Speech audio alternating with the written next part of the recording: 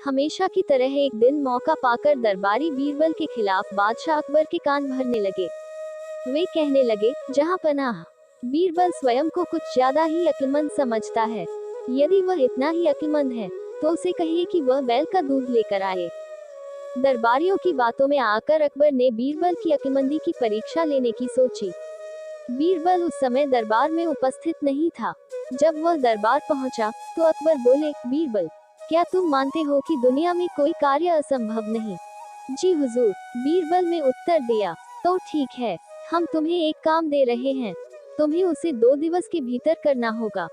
फरमाइए हुजूर, आपके हर हुक्म की तामीली मेरा कर्तव्य है। बीरबल सिर झुककर अदब से बोला, जाओ जाकर बैल का दूध लेकर आओ। अकबर ने आदेश दिया।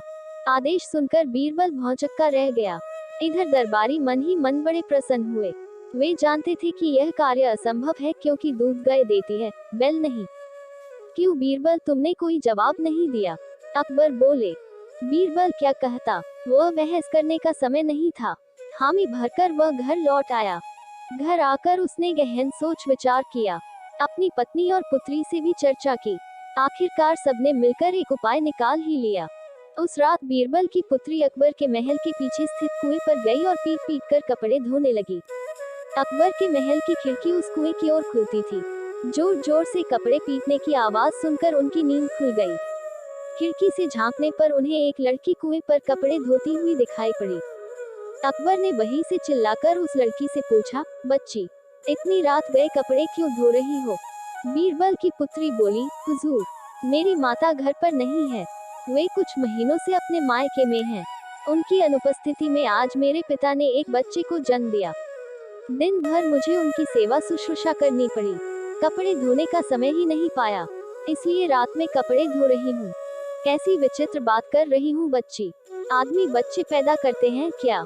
अकबर कुछ नाराजगी में बोले, करते हैं हुजूर, जब बैल दूध दे सकता है, तो आदमी भी बच्चे पैदा कर सकते हैं। बीरबल की पुत्री ने उत्तर दिया। ये सुनना था कि अकबर की नाराजगी हवा हो गई और वे पूछ बैठे, बच्ची, कौन हो तुम? हुजूर, ये मेरी पुत्री है। पेड़ के पीछे छुपे बीरबल ने अकबर के सामने आकर उत्तर दिया। ओह, तो ये तुम्हारा स्वांग था? अकबर मुस्कुराते हुए बोले, गुस्ताखी माफ हुजूर, और कोई रास्ता भी नहीं था अपनी बात समझाने का। बीरबल अकबर की नींद में खलल डालने के लिए क्षमा मांगते हुए बोला। इधर अकबर भी बीरबल की अक्लमंदी का लोहा मान गए। अगले दिन रात का पूरा वृतांत दरबारियों को सुनाते हुए उन्होंने बीरबल को उसकी अक्लमंदी के लिए सोने का हार इनाम में दिया।